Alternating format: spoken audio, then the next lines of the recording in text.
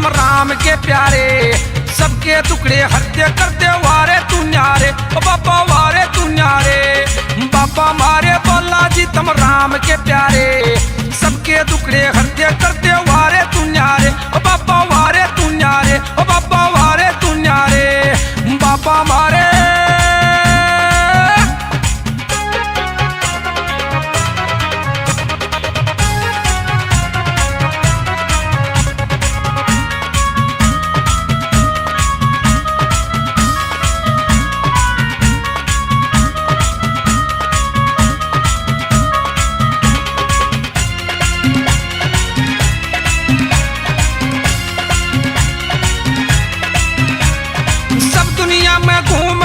तेरा आया सू, संकट मेरा काट दिए मैं घना दुख पाया सू,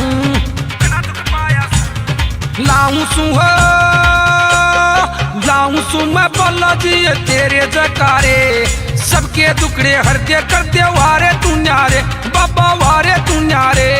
बाबा मारे बोला जी तम राम के प्यारे, सबके टुकड़े हृदय कर दे वारे तू न्यारे, ओ बाबा वारे तू न्यारे, ओ बाबा वारे तू न्यारे। बाबा मारे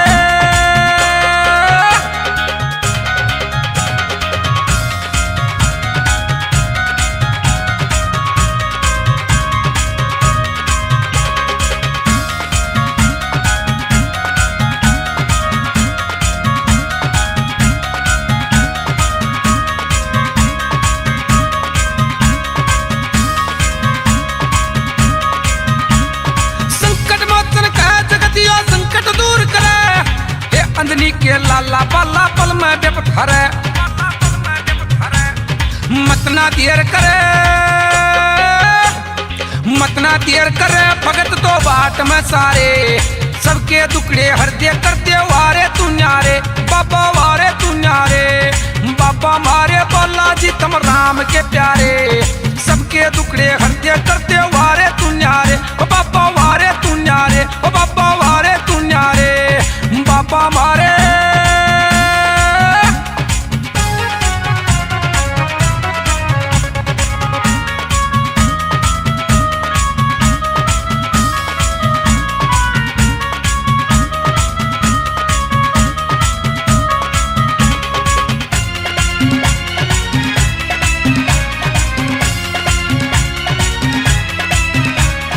सब दुनिया में बजा डंका तेरे नाम का, तेरे दर्शन का भूखा सुना भूखा दाम का, तेरे नाम का गुण गाऊं सुन भगता के प्यारे, सबके टुकड़े हृदय करते वारे तू न्यारे, ओ बाबा वारे तू न्यारे।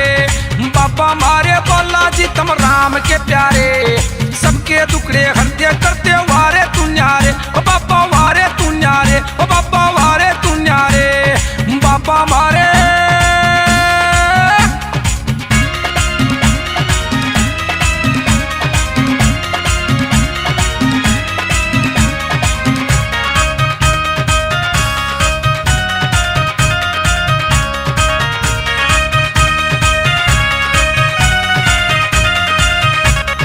हरियाणे में रुका पड़ रहा खेतड़ गाम का, आवा सिंह तो बना पुजारी तेरे धाम का। महेंद्र सिंह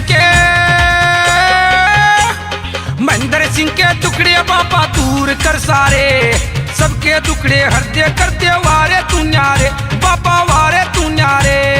बाबा मारे बोला जी तम राम के प्यारे, सबके टुकड़े हृदय करते वारे तू न्यारे, ओ बाबा वारे तू न्यारे, ओ